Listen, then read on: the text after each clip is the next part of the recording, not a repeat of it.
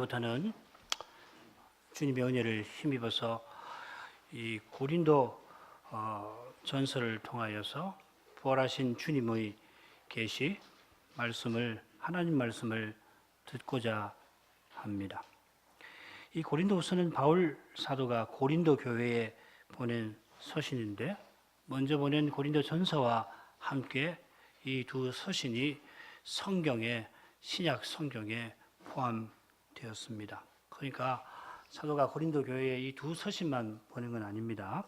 고린도전서 5장 9절을 보면 내가 너희에게 쓴 것이라는 표현도 나오고 또 고린도후서 2장 4절을 보면 많은 눈물로 너희에게 썼노니 이런 표현이 나오는 걸 보면은 바울 사도가 적어도 고린도 교회에 4번 서신을 보냈습니다. 그 중에 고린도 전서와 후서가 성경에 정경이 되었습니다.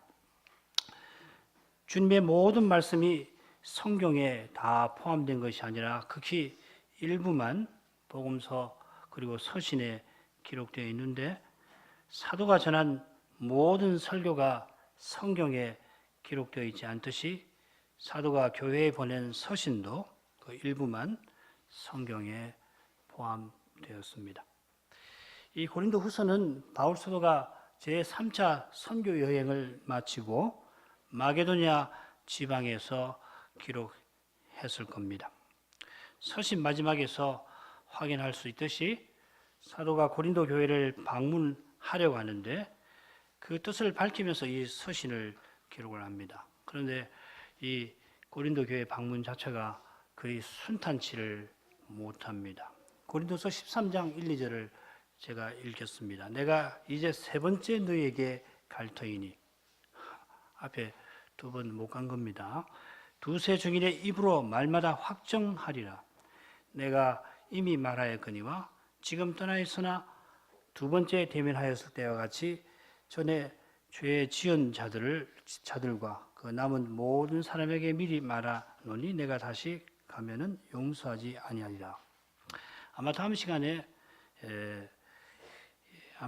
혹은 그 다음 시간이 될지 모르겠는데 아마 다음 시간일 것 같은데 좀 더 자세히 설명을 드릴 수가 있을 것 같습니다만 사도가 고린도 교회의 문제로 이미 2번 방문하려 했습니다. 그러나 성사되지를 못하고 오히려 성사되지 못한 그걸로 인해서 고린도 교회에 큰 오해를 받고 있는 상태였습니다.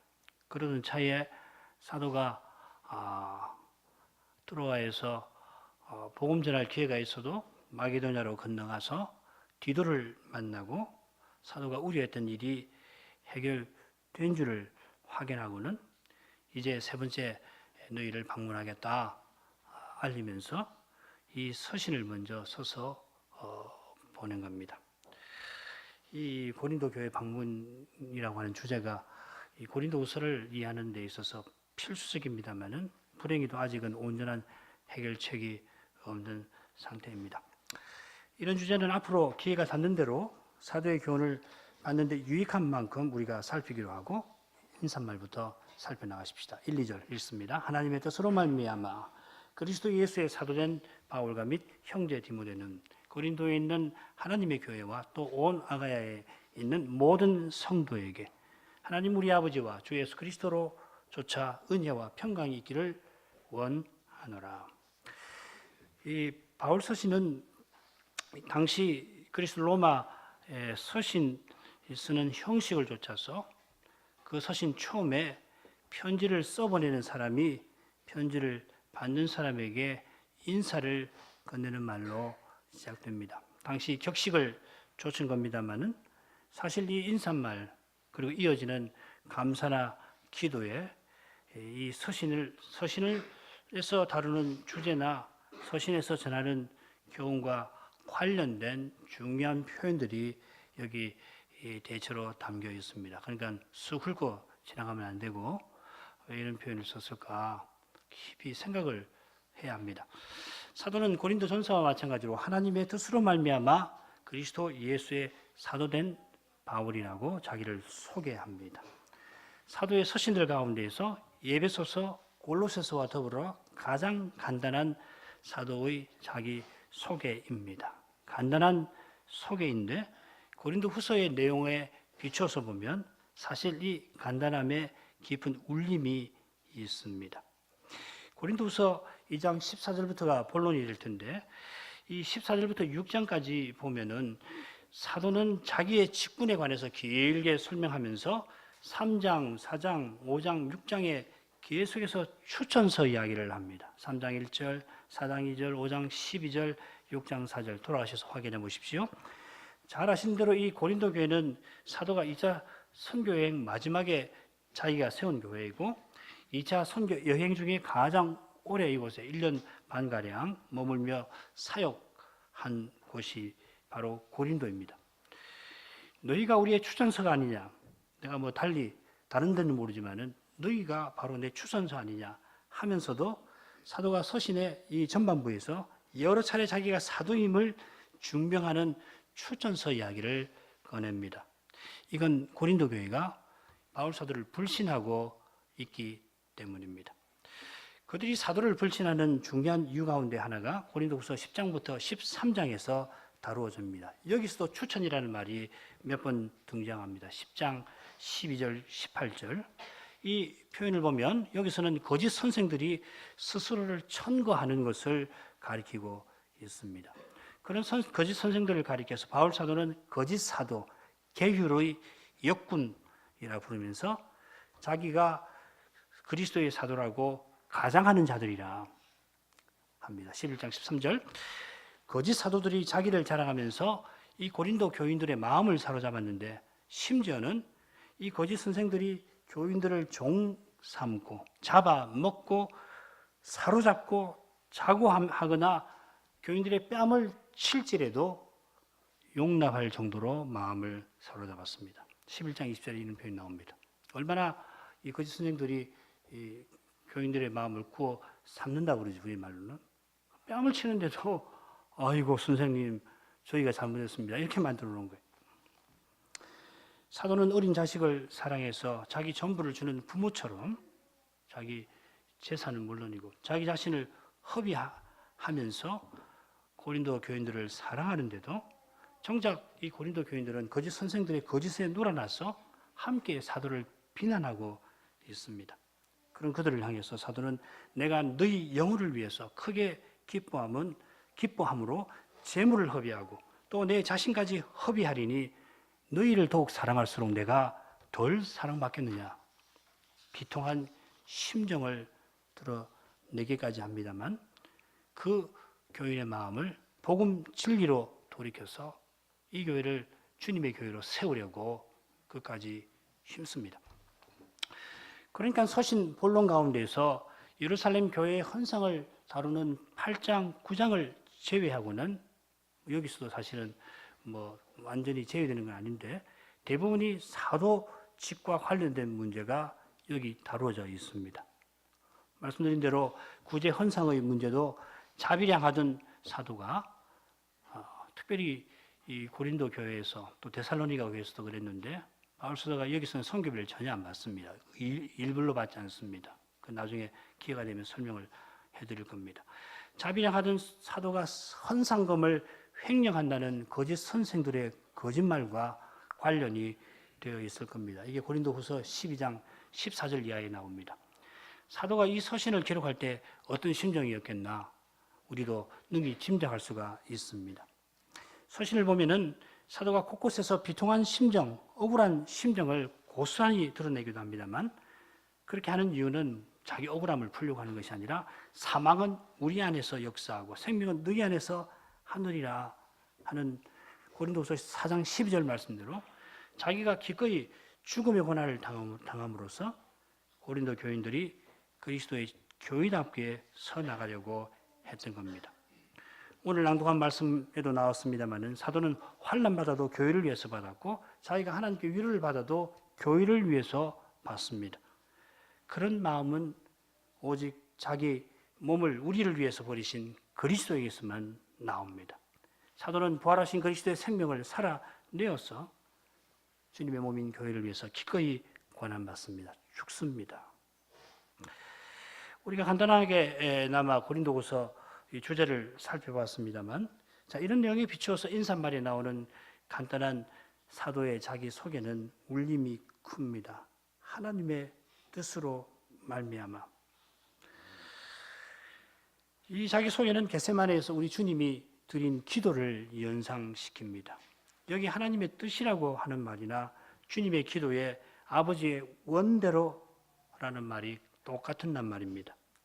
사도는 아버지의 보내심을 받아 세상에 오신 그리스도와 같은 심정으로 이 사도의 직분을 받들려고 합니다. 주님은 나를 보내신 이의 뜻을 행하는 것이 나의 양식이다 고백하면서 십자가로 나아가셨는데, 주님의 사도도 하나님의 뜻으로 말미암아 세움받은 것을 담백하게 고백하면서 교회로부터 받은 그 모든 고난을 감내합니다. 과연 예수 그리스도의 사도입니다. 이것이 모든 직분자가 본받아야 할 믿음의 태도일 뿐만 아니라 그리스도를 고백하는 교회와 신자라면 내 원대로 마옵시고 아버지의 원대로 하옵소서 기도해야 합니다. 성신님이 우리 안에 내주하셔서 우리들을 아바, 아버지라 부르게 하셨는데, 그것은 겟세마네에서 아바 아버지라고 기도하신 예수님처럼 살게 하시는 것입니다. 우리는 하늘의 뜻, 아버지의 뜻이 하늘에서처럼 땅에서도 이루어지이다 기도하는 사람입니다. 그런 기도를 드리는 교회가 시험에 들지 말게 하옵소서 기도하며 겸손히 주님을 의지할 수가 있을 겁니다. 이런 교회여야 직분이 바로 세워집니다. 이런 기도를 드리는 교회가 누가 직분에 적합한지를 알 수가 있을 겁니다. 이런 기도를 드리는 사람이 직분을 바르게 감당할 것입니다. 사도는 형제 디모데와 함께 이 서신을 보냅니다. 우리는 흔히 이 서신들을 바울 서신이라고 부릅니다만은 바울 서신의 절반 이상 7권이 디모데, 실와누, 소스테네를 공동 발신자로 언급합니다. 아마 서신 받는 교회에서 디모데나 실와누, 실라 그리고 소스테네가 봉사한 것과 관련될 겁니다. 바울 사도는 고린도 후서에서 거짓 사도들을 반박하려고 내가 지극히 큰 사도들보다 부족한 것이 없는 사람이라, 그런 표현을 제 기억에 2번이나 쓰긴 합니다만은, 그러나 언제든지 다른 사도들과 하나로 봉사했고 그것이 우리라는 표현입니다. 그처럼 디모데나 다른 동역자와 함께 주님을 섬겼습니다. 바울 사도가 우리라는 말을 쓸 때는 이런 내용을 담고 있습니다. 직분은 그 직분자 그리스도에게 나오고 그리스도의 말씀과 다스림과 사랑을 드러내는 까닭에 직분 사이에는 아름다운 일치와 협력이 있습니다. 직분은 섬김 받으셔야 할 그 주님이 섬기시는 그 사실에서 나온 것이어서 직분자는 주신 권위로 회중을 섬기고 회중은 직분자의 권위를 존중합니다. 그 결과가 무엇입니까? 성도의 사귐입니다. 성도의 사귐은 아버지와 아들이 함께 하시는 거룩한 교제입니다. 성신 안에서 아버지는 아들의 아버지로, 아들은 아버지의 아들로 계시고, 이 성신은 아버지의 신, 아들의 신으로 계시는 그런 교제입니다. 예수 그리스도는 우리 없이 계시지 않고 우리는 그리스도의 몸과 그리스도의 지체로만 존재하려고 하는 그런 교제입니다. 직분은 주님이 우리 안에 이런 교제를 이루어내시려고 친히 세우신 방편입니다. 그런 까닭에 사도는 동역자 디모데와 함께 이 교회의 이 서신을 보내어서 말씀을 전한 것입니다. 그런데 서신 받는 교회를 가리켜서 고린도에 있는 하나님의 교회라 불렀고, 서신 받는 신도를 가리켜서, 신자들을 가리켜서 온 아가야에 있는 모든 성도라 합니다. 수신인의 소개도 고린도 전서에 비하면 비교적 간단합니다. 고린도에 하나의 교회가 있는 게 아닙니다. 여러 가정교회들이 있고, 가정교회들이 수도인 고린도를 둘러싼 아가야가 좀 큰 지방이고, 그 지방의 수도가 이 고린도인데 이 아가야에도 흩어져 있습니다. 로마서 16장 1절에 보면 갱그레아 교회가 나옵니다. 고린도와 옆에 있는 그 도시지요. 또 16장 23절에 보면 온 교회의 식주인 가이오라는 표현도 나옵니다. 가이오 집에 교회가 모여서 그 가이오가 돈이 많았는지 교회가 모이면은 호스트 노릇을 한 겁니다. 성경, 신약 성경이나 속사도 교부의 문헌을 보면 오늘날 우리 한사랑 교회 같은 지역 교회가 특정이로 한사랑 교회. 그래서 지역 교회가 자기를 가리키는 특정한 이름을 가진 예를 신약 성경에도 없고 2세기까지 나온 그 속사도 사도교부라고 그러죠. 교부시대의 문헌에도 그런 예는 없습니다. 거의 대부분 고린도에 있는 하나님의 교회, 데살로니가의 교회, 빌리몬의 집에 있는 교회 이런 식입니다. 교회라는 표현은 주님이 내 교회를 세우겠다 하신 데서 나왔고 구약 백성을 교회라 부른 것과 관련되어 있습니다. 카할이라는 말이죠. 또 에다라는 말도 있습니다만 이 교회, 에클레시아라고 하는 말인데 이 교회라는 표현은 주님이 자기 백성을 불러 모으시는 세상으로부터 에크, 그 다음에 칼레시아, 부르시는, 모으시는 사실을 표현합니다. 교회 혹은 하나님의 교회라는 이름보다 그리스도의 몸과 지체 성신의 전 하나님의 백성을 적절하게 표현하는 것이 없습니다. 할 수 있으면 교회라는 이름이 제일 중요한 겁니다. 그러나 지역교회가 한 지역에도 많아지고 따라서 서로를 구분해야 할 필요가 생겨서 지역마다 자기 이름을 갖게 되었을 것입니다. 사도는 아가야에 있는 모든 성도에게 서신을 보냅니다. 아가야는 말씀드린 대로 고린도를 포함하는 지역 이름이고 이 고린도는 로마 속주, 아가야라고 하는 로마 속주의 수도입니다. 고린도전서 16장 15절을 보면 스데바나의 집은 곧 아가야의 첫 열매요 라는 표현이 나오는데 이 스데바나가 고린도 사람입니다만은 아가야에서 처음 믿은 신자였다 이렇게 표현합니다. 그러니까 고린도에 있는 하나님의 교회나 아가야에 있는 모든 성도는 똑같은 대상을 가리키는 표현일 겁니다. 사도는 결국 교회를 성도라고 부른 겁니다. 성도는 말 그대로 거룩한 사람들입니다. 고린도전서 인사말에 이 성도가 어떤 사람인지를 잘 표현하는 말이 나오는데 고린도전서 1장 2절 그리스도 예수 안에서 거룩하여지고 성도라 부르심을 입은 자. 성도는 거룩하신 하나님이 자기 소유로 부르신 사람들입니다. 레위기 20장 26절 같은데 참조할 수 있죠. 성도는 거룩하신 하나님을 가까이 하는 사람들이고 하나님의 거룩하신 뜻을 함께 받드는 사람들입니다. 우리가 거룩하신 하나님을 가까이 해야 거룩한 사람답게 변화되죠. 하나님을 가까이 하며 예배드리는 거기에 하나님의 교회가 존재합니다. 교회 본질입니다. 사도는 은혜와 평강이 서신받는 교회에 임하기를 구합니다. 사도의 모든 서신이 이 간구로 시작되죠. 물론 디모데 전후서에 보면은 은혜와 평강 사이에 긍휼이 덧붙여져 있긴 합니다.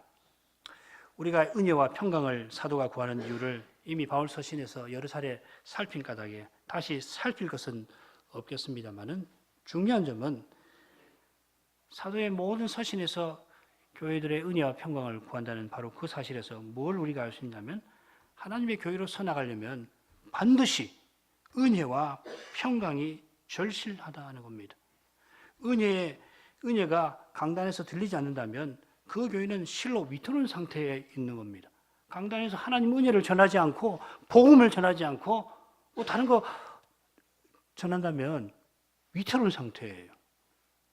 그처럼 우리 인생이 얼마나 연약한지를 안다면 믿음으로 가는 길이 고난의 길이라고 하는 것을 안다면 평강은 이 연약한 죄인으로 구성된 회개할 것이 많은 죄인으로 이루어진 이 교회가 서서 전진하는 데 있어서 평강은 필수적입니다. 하늘의 평강. 이 은혜와 평강은 오직 우리 하나님 우리 아버지와 우리 주 예수 그리스도로조차 우리에게 있습니다. 무슨 말씀입니까? 주 예수 그리스도가 우리와 함께 해주시는 그것이 우리에게 은혜입니다. 하나님이 우리의 아버지로서 우리를 살펴주시는 거기에 평강이 있습니다. 그 하나님을 향해서 아버지라고 부르는 교회에 하늘의 평강이 약속되어 있고 하늘의 주님은 주님을 바라는 신자에게 은혜를 주십니다.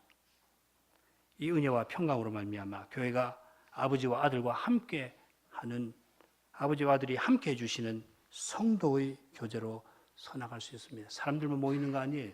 사람들이 모여서 사람들의 생각을 쏟아내놓고 사람들의 생각이 서로 경쟁하고 싸우는 것이 교회 아닙니다. 만약에 그것이 있으면은 교회는 심각한 상태예요. 물론 뭐 사람 모였기 때문에 그런 일 없어서는 없습니다만 회개해야 할 일입니다. 하나님 아버지 그리스도가 계셔서 친히 자기 영광을 드러내는 곳이 교회입니다. 우리를 통해서. 바꿔 말씀드리면 우리는 은혜가 절실한 지극히 가난한 자들입니다. 잊어버리면 안 됩니다. 오늘 아침에 우리 배웠잖아요. 이스라엘이 하나님 은혜 없이는 망했잖아요. 그렇게 은혜를 베풀어서 돌아오게 하셨는데 얼마나 가졌다고 그걸 죄다 잊어버리고 그 무서운 죄를 지었단 말입니까? 그러나 우리가 얼마나 가난한 존재인가를 잊어버리면 금방 교만해져요. 하나님 은혜 받은 것을 가지고 마음이 높아져 가지고서 교만한 마음을 가지고서 죄를 짓기 얼마나 쉬운지 모릅니다. 교회 여러분 꼭 기억하십시오. 특히 우리 한사람교회는 경험이 있잖아요. 잊어버리면 안 됩니다. 이거 잊어버리면 소망 없습니다. 겸손하고 또 겸손하십시오. 제가 드릴 수 있는 말씀이 그것뿐입니다. 겸손하고 겸손하십시오. 여러분 그러지 않으면 소망 없습니다. 간절히 말씀드립니다. 한사람교회는 겸손해야 됩니다. 꼭 기억하십시오. 겸손한 교회와 신자만이 참된 은혜와 평강을 맛볼 겁니다. 자, 그 다음 단락으로 가죠. 줄거리 보겠습니다. 3, 4절 찬송하리로다 우리를 위로하사 위로하게 하시는 하나님에 관한 내용이 나오고요. 5, 6절은 교회를 위한 사도의 고난과 위로입니다. 7절은 고린도 교회를 향한 사도의 소망이 중간에 아주 인상 깊게 있습니다. 지금 앞에서 이 고린도 교회가 지금 사도를 어떻게 대하는가 하는 것을 말씀을 드렸는데 그 점에 한번 비춰서 이 7절을 한번 읽어보십시오. 그 교회에 소망을 갖고 있습니다. 사도가. 그 다음 8절부터 10절에서는 사도가 특별히 아시아에서 지금 편지를 쓰는 그 시기하고 맞물려 있는데요. 아시아에서 당한 환난에 대해서 언급을 하고 있습니다. 그 아시아라고 하는 데는 지금 우리 사는 아시아가 아니고 에베소가 있는 그 지역이겠죠. 자, 11절에는 그리고 결론인데요. 너희도 자기를 불신하는 그 교회를 향해서 너희도 우리를 위해서 간구함으로 우리를 도우라 합니다. 참 인상 깊지요. 사도가 당시 관습을 따라 서신을 씁니다마는 당시 서신과 현작이 다른 점이 두 가지가 있다고 학자들은 말하는데 그 중에 하나는 뭐냐면 인사말 직후에 찬송, 감사, 기도가 나오는 겁니다. 인사말도 사실은 특징적이기도 합니다만은 가장 특징적인 것 중 하나가 인사말이 나오고 찬송이든지 감사든지 뭐 감사나 찬송 같습니다만은 기도가 나옵니다. 예외가 디모데 전후서 디도서만 예외줘요. 나머지 서신은 다 그렇습니다. 가장 논쟁적이라고 하는 갈라디아서도 하나님께 영광 돌리는 대목이 인사말 직후에 4절, 5절에서 나옵니다. 이런 특징에서 사도의 서신이 이 하나님의 말씀, 그리스도의 계시임을 더욱 생각하게 됩니다. 가령 고린도전서에서 사도는 교회의 심각한 문제를 다루려 하면서도 그 교회에 베푸신 하나님의 은혜를 감사하고 8절에 고린도서 1장 8절에 주께서 너희를 우리 주 예수 그리스도의 날에 책망할 것이 없는 자로 끝까지 경고케 하시리라. 이런 소망을 표시합니다.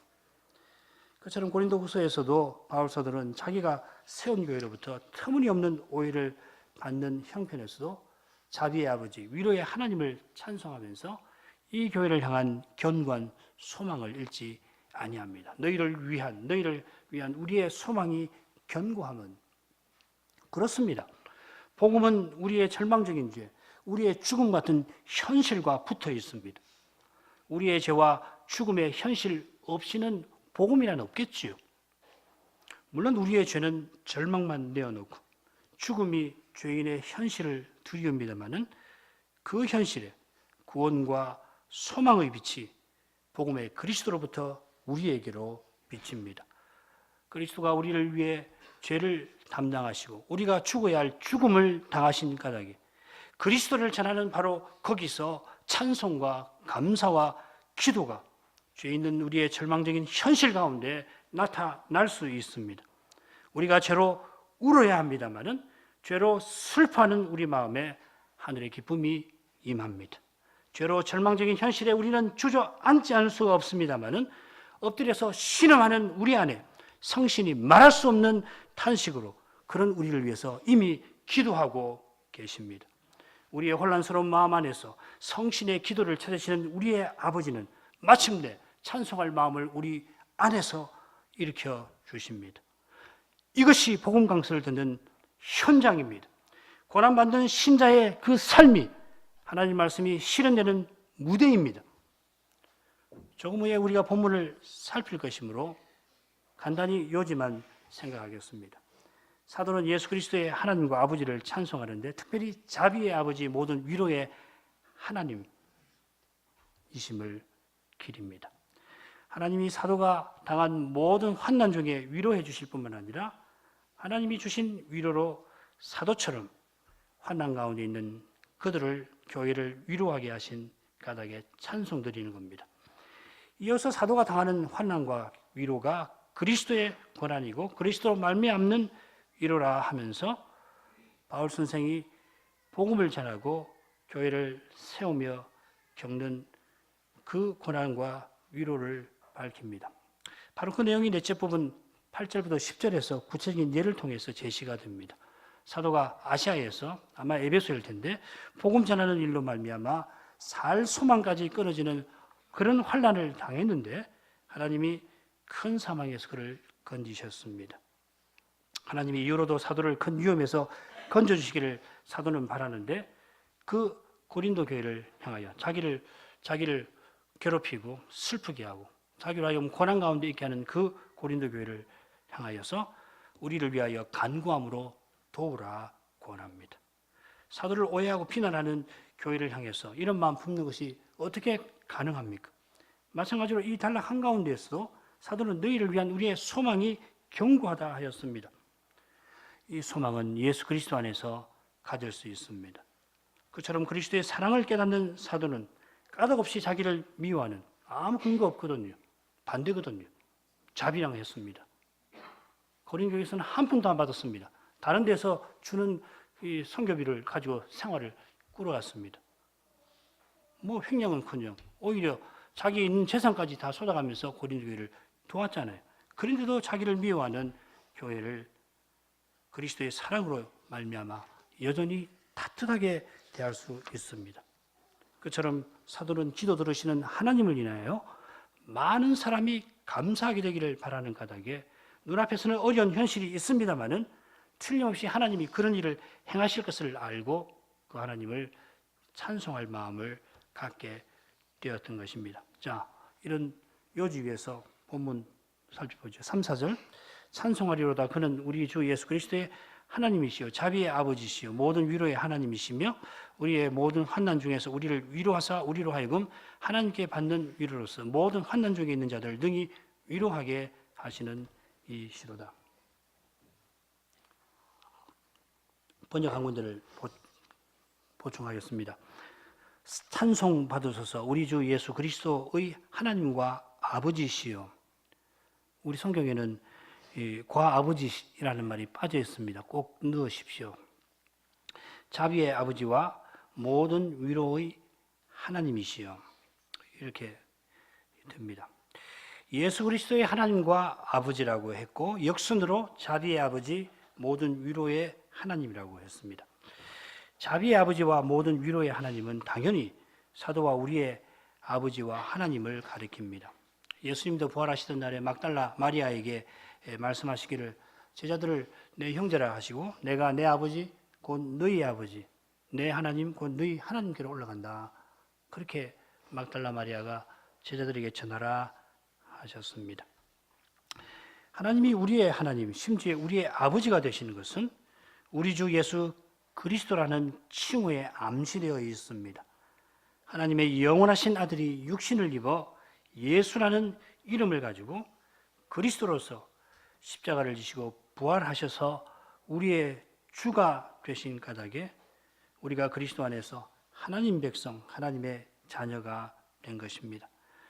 바로 앞에 인사말에서 사도가 하나님 우리 아버지라 하는 칭호를 이미 사용하였습니다. 하나님이 우리 아버지 되시기 위하여 자기 아들을 아낌없이 내어주셨고 우리의 아버지가 되신 것은 우리를 위하시는 분이 되신 겁니다.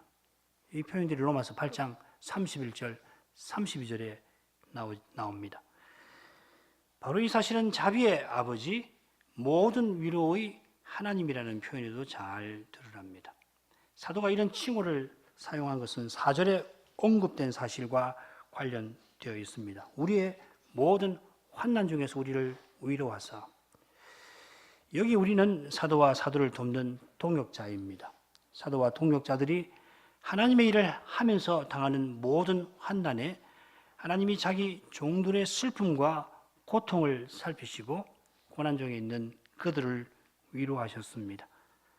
사도는 모든 환난에 모든 위로를 주셨다 하는 사실로 하나님의 그 각별하고 거룩한 사랑을 표시합니다. 모든 환난에 모든 위로를 주셨습니다. 가령 사람 보기에는 사도가 2차 선교 여행 중에 계속 도피자 마냥 고린도까지 쫓겨온 것 같이 보입니다만 사도가 빌립보의 그 어두운 감옥에서도 찬송할 수 있었고 데살로니가에서 유대인들의 심한 핍박을 받아 베레아로 피하였어도 놀랍게도 그 짧은 기간에 데살로니가의 교회가 선 것을 볼 수 있었습니다. 마침내 고린도까지 쫓기다시피 갔지만은 거기서 나실인 선까지 하면서 원수의 위험에서 건지심을 받았고 또 2차 선교여행 처음에 자기가 에베소로 가려던 길을 하나님이 막으신 그 뜻을 처음에 예정에도 없던 이 고린도에 와서 사도는 깨달았을 겁니다. 하나님이 사도가 당한 모든 환난에 모든 위로가 되셨습니다. 자비 아버지께서 그 넘치는 사랑으로 환난 중에 있는 사도를 그냥 두고 보실 수가 없으셨을 겁니다. 십자가에서 우리를 향한 사랑을 확정해 주신 하늘 아버지의 그 마음이 우리의 어려운 현실을 어떻게 태연히 지켜보고만 계시겠습니까? 베드로후서를 보면은 주께는 하루가 천년 같고 천년이 하루 같다 하는 표현이 나오는데 우리 아버지의 사랑은 천년을 하루같이 우리를 향한 변함없는 신실함으로 나타나고 우리의 고난 앞에 우리가 고난당하는 그 하루를 천년같이 여기시는 자비로 나타납니다. 어려운 현실 앞에서 우리는 하나님이 멀리 계신 것 같이 느낍니다만은 하나님은 그 사랑으로 말미암아 우리 곁에 이미 계십니다. 아니 힘들어하는 우리를 이미 붙들고 계십니다. 그래서 연약한 우리가 견디는 겁니다. 마침내 우리는 더 이상 견딜 수 없다고 신음합니다마는 성신이 우리 안에서 탄식하며 이미 우리를 도우십니다. 아무도 이 자비하신 손에서 우리를 빼앗아가지 못할 것입니다. 누가 우리를 그리스도의 사랑에서 끊으리요? 환난이나 고난, 공고나 핍박이나 기근이나 적신이나 위험이나 칼이랴. 사도의 이 고백은 이 모든 일에 우리를 사랑하시는 이로 말미암아 우리가 넉넉히 이기느니라 하는 고백으로 확신으로 틀림없이 이어집니다. 하나님의 사랑이 우리를 견디게 하고 이기게 합니다. 하나님의 사랑이 승리합니다. 사랑이신 하나님이 승리하십니다. 하나님의 사랑의 승리는 사도가 하나님께 받는 위로로서 모든 환난 중에 있는 자들을 능히 위로하게 하시는 데에서 찬란히 드러납니다.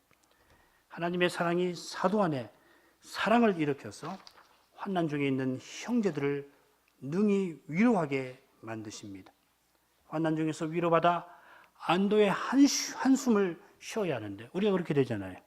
어려움이 있다가 풀려나면 아유 살았다 이렇게 되는데, 그러나 거룩한 사랑은 자기를 돌아보지 아니하고 다른 이의 유익을 위해서 수고합니다. 여전히 사도 앞에는 어려운 현실이 있습니다. 날마다 모든 교회를 위한 염려에 짓눌리는 현실이 사도 앞에 이어집니다만은, 그러나 하나님이 주시는 위로로 그 어려운 현실에 처한 교회와 신자와 함께 사도는 기꺼이 슬퍼합니다. 함께 슬퍼하고 염려합니다마는 그 마음에 하늘의 기쁨이 임합니다. 하늘의 기쁨과 위로 가운데서 함께 울며 어려운 현실을 이겨냅니다. 이것이 하나님의 사랑의 승리입니다. 사도는 자기가 받은 환난과 위로가 어떤 성격인지를 이어서 설명합니다. 5절, 6절입니다. 그리스도의 고난이 우리에게 넘친 것 같이 우리의 위로도 그리스도로 말미암아 넘치는도다. 우리가 환난받는 것도 너희의 위로와 구원을 위함이요 혹 위로받는 것도 너희의 위로를 위함이니 이 위로가 너희 속에 역사하여 우리가 받는 것 같은 고난을 너희도 견디게 하느니라.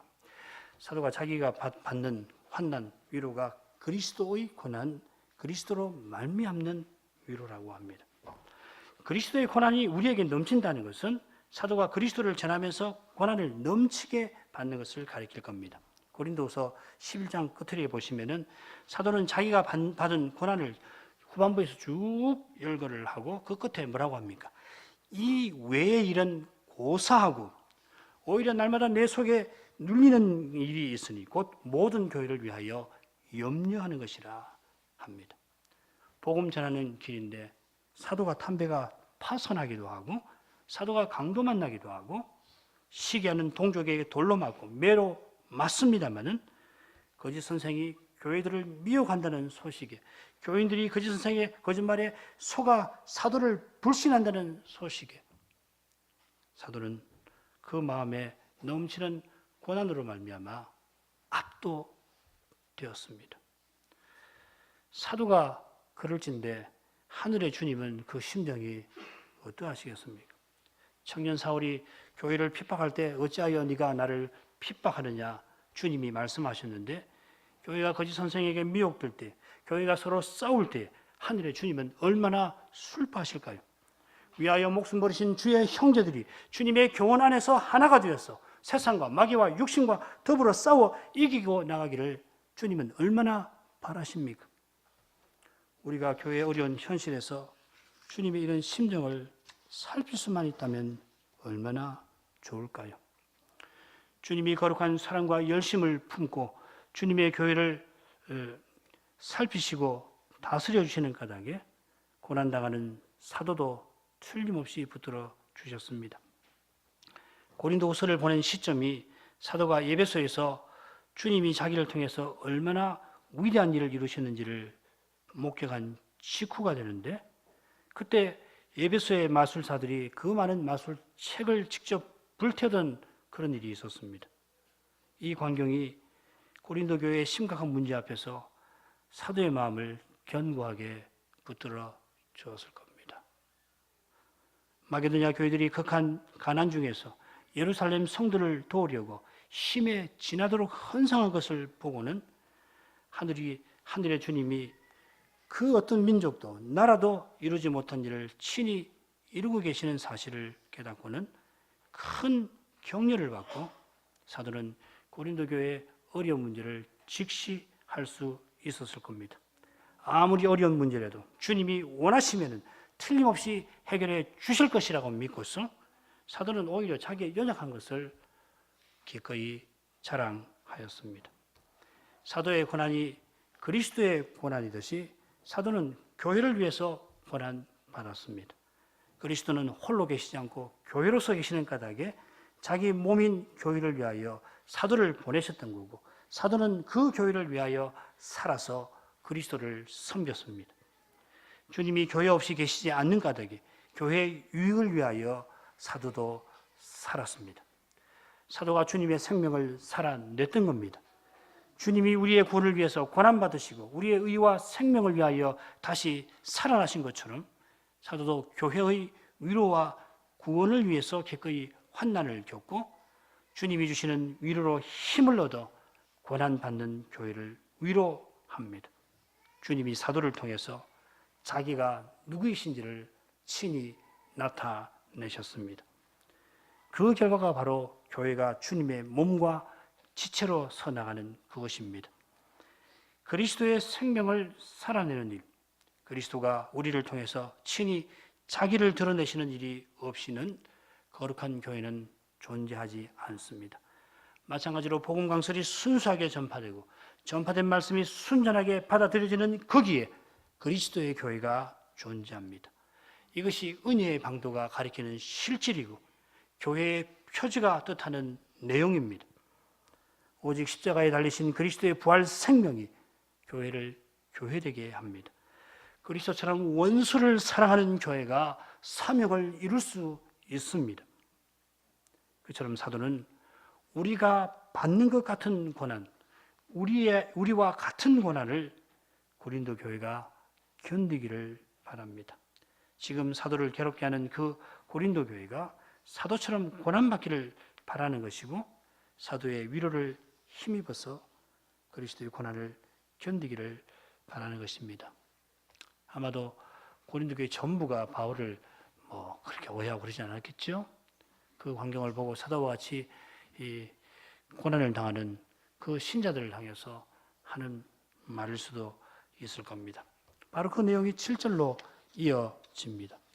7절 내용은 다음 시간에 자세히 살피기로 하고 사도는 고린도 교회가 지금 심각한 문제를 안고 있습니다마는 자기가 쓰는 서신을 통해서 또한 자기의 방문을 통하여 주님이 그 문제를 교회의 문제를 풀어주셔서 그 교회가 거룩한 교회로 서나가기를 소망하는 것입니다. 이 소망은 내 은혜가 너에게 족하도다. 이는 나의 능력이 약한 데서 온전하여 짐이라. 고린도 후서 12장 9절에서 나온 주님의 그 말씀을 굳게 붙잡는 데서 나옵니다.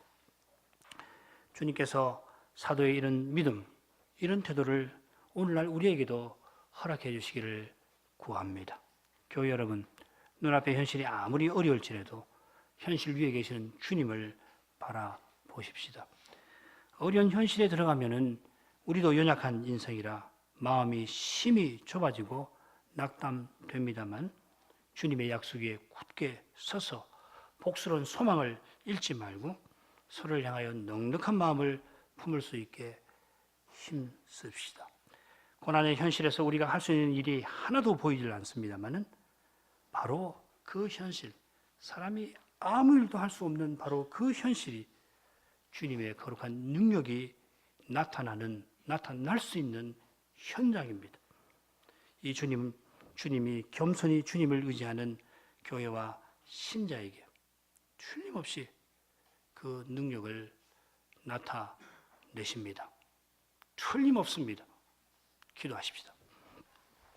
거룩하신 아버지, 바울 사도가 고린도 교회에 보낸 서신에서 부활하신 주님이 사도를 통하여 어떤 일을 이루시는지를 보게 하시니 감사합니다. 지금도 주님은 부활의 능력을 사도처럼 주님을 전심으로 의지하는 교회와 신자에게 나타내 주시는 줄 믿습니다. 연약한 저희를 통하여 주님의 어떠하심을 드러내시기를 기뻐하십니다. 저희가 주님의 생명을 살아내어서 참으로 그리스도의 몸, 그리스도의 지체로 서 나가기를 주님은 바라십니다. 비록 고난의 현실을 통하여 이 복스러운 은혜를 맛보게 하셨고 그런 까닭에 연약한 인생은 절망하고 슬퍼하고 낙담해야 합니다만 절망하고 슬퍼하고 낙담하는 저희가 결코 홀로 내버려져 있지 않고 주님이 그 거룩한 사랑으로 이미 우리와 함께 해 주심을 믿을 수 있게 해 주옵소서. 말씀의 거룩한 빛이 저희에게 절실합니다. 복음 강설이 주님의 교회들에서 순수하게 전파되는 일이 절실합니다. 저희들을 돌아보시고 저희가 간구하는 이 기도를 들으시옵소서. 예수님 이름으로 기도합니다. 아멘.